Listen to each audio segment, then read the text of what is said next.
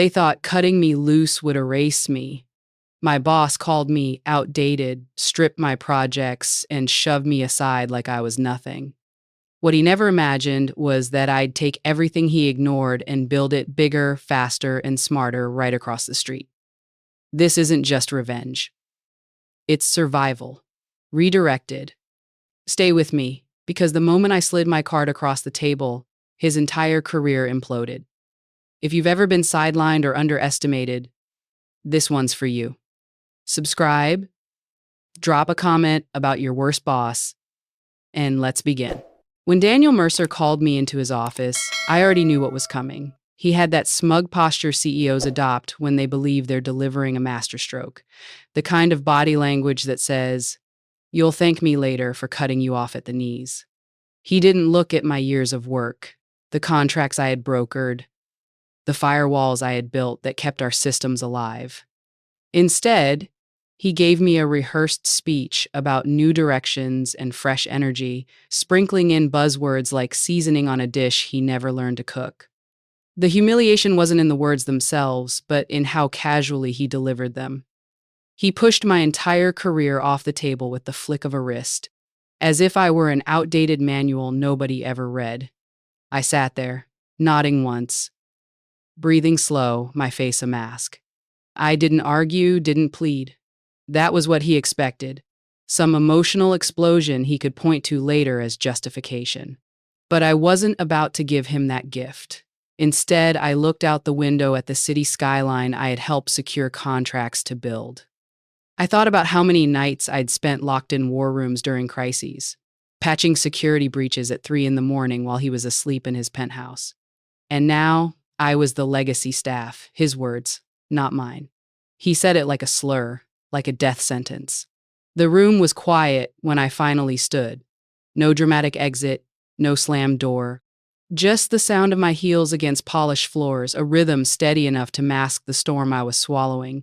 Every step out of that building was a lesson in control. They cut me, yes, but I wasn't bleeding. Not yet. I gathered my things in silence, my team avoiding my eyes, each of them chained to the same fear that had just been used on me. They whispered condolences, but their silence screamed complicity. That's the moment I understood. Loyalty inside these walls was an illusion. The real power was deciding where to take my talent next.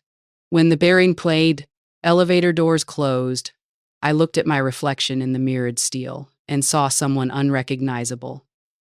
Not broken, but sharpened. They thought they had ended my chapter. What they really did was release me from theirs. I didn't go back. I went in a different direction. I didn't disappear after TitanSecure cut me loose. If anything, I became more visible to myself. For the first time in years, I had the space to remember where I came from and what I was capable of building. Back when TitanSecure was still a small shop fighting for relevance, I had been the one designing the backbone of our cybersecurity framework, the one stitching together protocols that stopped 3 different breaches from costing us millions. Daniel had been a mid-level executive back then, not even in the room when the board was panicking over ransomware that could have ended us. I was, and when the smoke cleared, the board shook his hand, not mine. That was the culture at TitanSecure flash over substance. I kept my head down and kept building because I believed that the work itself mattered. But the truth was, the moment they didn't need me for emergencies, they saw me as dead weight. That realization didn't crush me, it sharpened me. It reminded me that I had carried skills no one else in the company even bothered to learn. Those skills were portable, and I knew exactly where they might be welcomed. CypherGuard had been the name floating in the industry for years, always dismissed by Daniel and his cronies as small-time disruptors. What I saw, though, was different. They weren't weighed down by bloated hierarchies or executives who confused confidence with competence. They were lean, hungry, and most importantly, they were listening. When I first met their founder in a coffee shop across from South Station, I was struck by how he actually leaned forward when I spoke, taking notes like my words had weight. No jargon, no buzzword theater, just real curiosity about how to make their system bulletproof. I laid out in simple strokes how TitanSecure had failed me and how that failure was an opportunity for anyone who wanted to compete with them. He didn't flinch. He didn't ask for proof. He asked me how quickly I could start. The decision wasn't revenge at that point. It was necessity. I needed a place where my work wasn't brushed aside, where ideas weren't buried under layers of politics. CipherGuard offered me that, and though I didn't walk in thinking of TitanSecure, I carried the memory of Daniel's smirk like a stone in my pocket. Not heavy enough to slow me down, but solid enough to remind me why silence was sometimes the sharpest blade. I began sketching out what a truly adaptive security model could look like, one that would expose every weakness TitanSecure had glossed over. This wasn't about making noise. It was about planting seeds. Because I knew eventually there would be a war in the market, one that TitanSecure thought they'd win by reputation alone. They had no idea I was already choosing the soil where their empire would rot. CipherGuard wasn't glamorous when I joined. Their office was a converted warehouse with exposed brick, mismatched desks, and servers humming so loud they drowned out half the conversations. But what they lacked in polish, they made up for in hunger. Every engineer in that room was there because they believed they could punch above their weight, and I knew right away that was the soil where my best work could take root. No endless meetings, no watered-down directives from executives trying to impress shareholders. Just raw space to create. I started quietly. No announcements, no LinkedIn updates. Let Daniel and his board think I had vanished into obscurity. That was the first rule of my war: disappear from their radar while I rewired the battlefield. The system TitanSecure had been relying on was a dinosaur dressed in a new suit. They sold it as robust, but I knew its skeleton because I built the bones myself.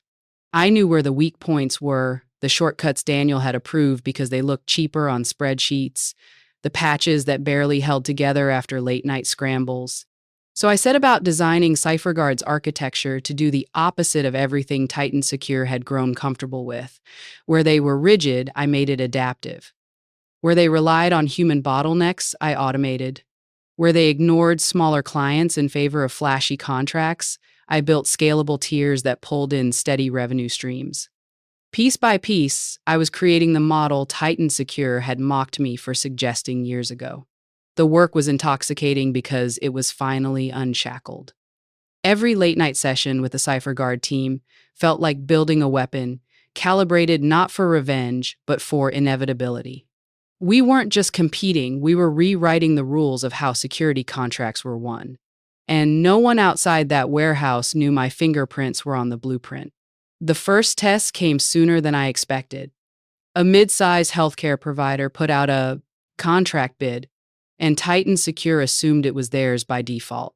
They had name recognition, glossy presentations, and Daniel's arrogance. CipherGuard, on the other hand, had me. I tore through the request for proposal, highlighting risks TitanSecure would gloss over, and tailored a solution that looked not just safer, but smarter. CipherGuard landed the contract, shocking the market. Daniel probably waved it off as a fluke. But inside, I knew he had felt the first crack in his wall. Over the next year, those cracks spread. One contract here, one pilot program there, CipherGuard kept winning, and TitanSecure kept bleeding credibility. My name never surfaced.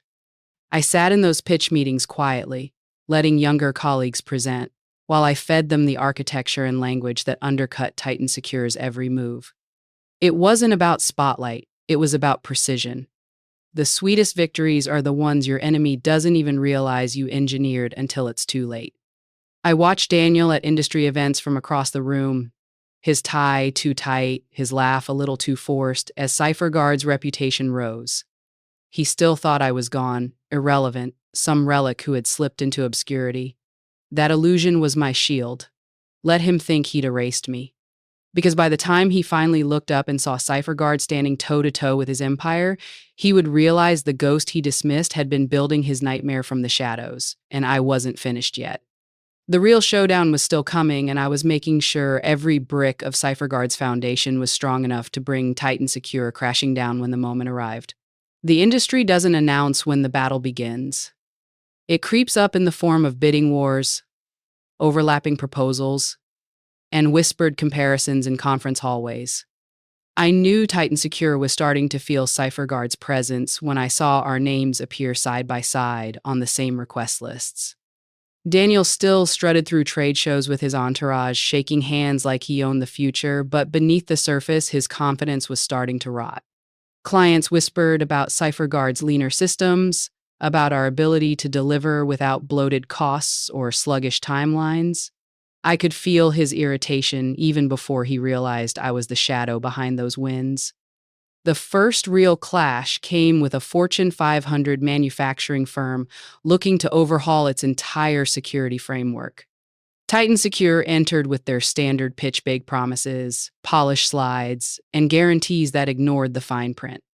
I sat in CypherGuard's war room, poring over every angle, mapping vulnerabilities TitanSecure would never admit, and crafting a proposal that cut through the noise. We didn't try to match their theatrics. We offered proof, hard data, and architecture that addressed risks they didn't even realize they had. When the decision came down, CypherGuard edged them out. The margin wasn't wide, but it was public. Suddenly, industry blogs were writing about the upstart firm that stole a giant's lunch. I didn't smile, not outwardly, but inside I knew Daniel had felt the sting.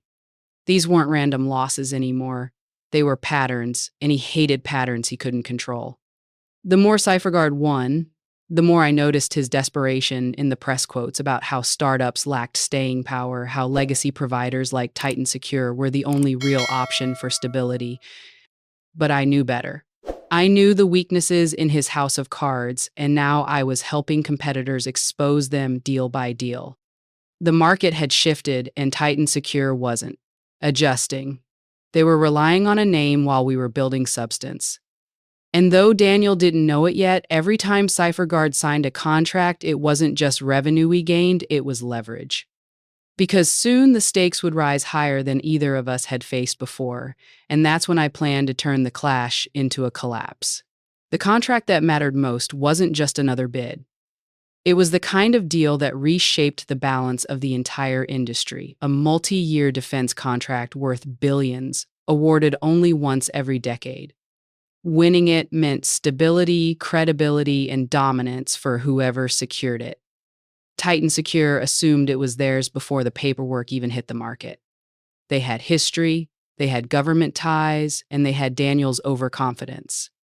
But what they didn't know was that CypherGuard had me, and I had been preparing for this exact battlefield since the day I walked out of TitanSecure with his dismissal ringing in my ears.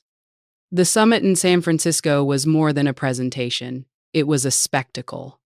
Rows of suits, polished investors, military consultants, and procurement officers all watching like hawks. TitanSecure's team walked in first, carrying the weight of entitlement. Daniel led them, his grin tight, his voice booming as he shook hands with people who no longer believed in his promises but still entertained his act. I stayed back with CypherGuard's group. Dressed simply, no flash, no entourage, just calm readiness. I knew exactly what his slides would look like before he clicked the remote. Same outdated architecture dressed in new buzzwords, same reliance on TitanSecure's legacy reputation. The room clapped politely, but I caught the glances investors exchanging skeptical looks, analysts frowning at the recycled jargon. Daniel didn't notice. He thought applause meant victory. Then it was CypherGuard's turn. Our founder opened with quiet confidence, but when it came time to dive into the technical backbone, the room shifted toward me. I didn't announce myself or grandstand. I simply laid out the architecture I had built, layer by layer, exposing every flaw in the conventional approach without once naming TitanSecure. I showed adaptive frameworks that responded in real time to threats, redundancies that cost less but delivered more, scalability that ensured no system would ever choke under pressure. I wasn't selling features, I was dismantling excuses. Every slide I revealed was a mirror held up to TitanSecure's neglect. I saw it in Daniel's face across the room. His smirk cracked. He flipped through his notes like maybe he'd missed something, but what he had missed was me. He thought he erased me from the story, but here I was, writing the chapter that would end his reign. The final moment came when the panel asked both companies to address continuity risks.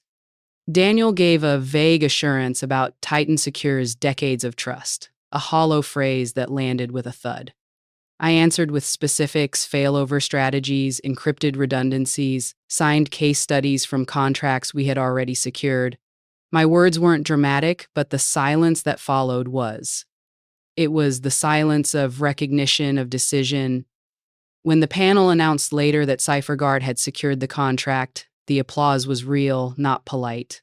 Cameras flashed, hands reached to shake ours, and I stood in the middle of it, calm, composed, letting the weight of the victory sink in. Daniel's face told the rest of the story. He looked like a man who had just realized his empire wasn't slipping, it was collapsing under his feet. He didn't even approach me afterward. He couldn't, because in that room, with one pitch, I had shifted the ground beneath him. TitanSecure wasn't the trusted giant anymore. CipherGuard was the future. And Daniel finally understood the cost of underestimating the person he thought he could erase. The news of CipherGuard's victory spread fast. By the time I returned to Boston, my phone was already lit, with missed calls from TitanSecure's board and messages dripping with sudden respect. Titles they had never considered offering me were now dangled like lifelines. Chief Strategy Officer, Head of Global Security, promises of stock options that were once out of budget. The same voices that had called me legacy now painted me as visionary. It would have been laughable if it weren't so predictable. Daniel didn't call directly. He had too much pride for that. Instead, the COO reached out with carefully crafted emails, soft words about rebuilding bridges and mutual growth opportunities. I didn't reply. I didn't even hover over the draft button. Because the truth was, they weren't reaching out to honor me. They were reaching out to save themselves. And that was a rescue I was never going to provide. I had already chosen my path, and CipherGuard was no rebound, it was where my work finally breathed. Silence became my sharpest answer. Every ignored call was a reminder that they had gambled on arrogance and lost. I didn't need to slam a door in their faces, I only needed to leave it unopened. The sweetest revenge wasn't confrontation, it was indifference. Eventually, I adjusted one final detail. My LinkedIn profile, once public and traceable, went private. Let them wonder where I was, what I was building, how far my reach extended. Let them sit in boardrooms speculating about how to recover while I was already designing the next system they'd never catch up to. They called, but I didn't pick up. And that silence told them everything they needed to know. When the dust settled, TitanSecure staggered under the weight of their own arrogance. Clients withdrew, investors whispered doubts, and Daniel's name began to fade from headlines that once praised him. I didn't need to watch their downfall unfold in detail. I already knew how the story ended. They had built their empire on reputation instead of resilience, and when challenged, it cracked. My revenge wasn't about tearing them apart, it was about proving that their rejection of me was their rejection of survival itself. At CipherGuard, I wasn't a shadow or an afterthought. I was part of a team that valued substance over spectacle, results over noise. We kept building, securing contracts that once would have defaulted to TitanSecure, and every victory reminded me that growth was my real weapon. People think revenge is about destruction, but for me it was about distance, creating a future so far beyond their reach that their failures could never touch me again. I didn't destroy TitanSecure, I just outgrew them. And the truth is, that cut deeper than any speech or confrontation ever could. Because while they clung to their past, I was already living their future without them. Every time I tell this story, I hear echoes from people who've lived their own version of it. Some of you write about bosses who called you useless only to watch you leave and take the clients with you. Others talk about nights you swallowed rage because speaking up meant losing your paycheck. I see those comments, and I know the silence you carry. That's why I tell mine. Because what happened to me isn't rare, it's just dressed differently in every workplace. Maybe you were denied a raise after years of loyalty. Maybe you were replaced by someone louder but not smarter. Maybe you were pushed out under the word restructure. If that's you, then you already know revenge doesn't have to be loud. Sometimes it's moving on to a place that values you. Sometimes it's starting fresh. Sometimes it's just outlasting the ones who underestimated you. My path was Cipher Guard. Yours might be something else entirely. Either way, the lesson is the same. Thrive so fully that they can't look away. And if you've ever been sidelined or humiliated, drop your story in the comments. I read every one because your silence deserves to be heard here. When TitanSecure cast me aside, it felt like everything I had built had been erased in a single sentence. What I learned is that rejection isn't the end, it's a redirection.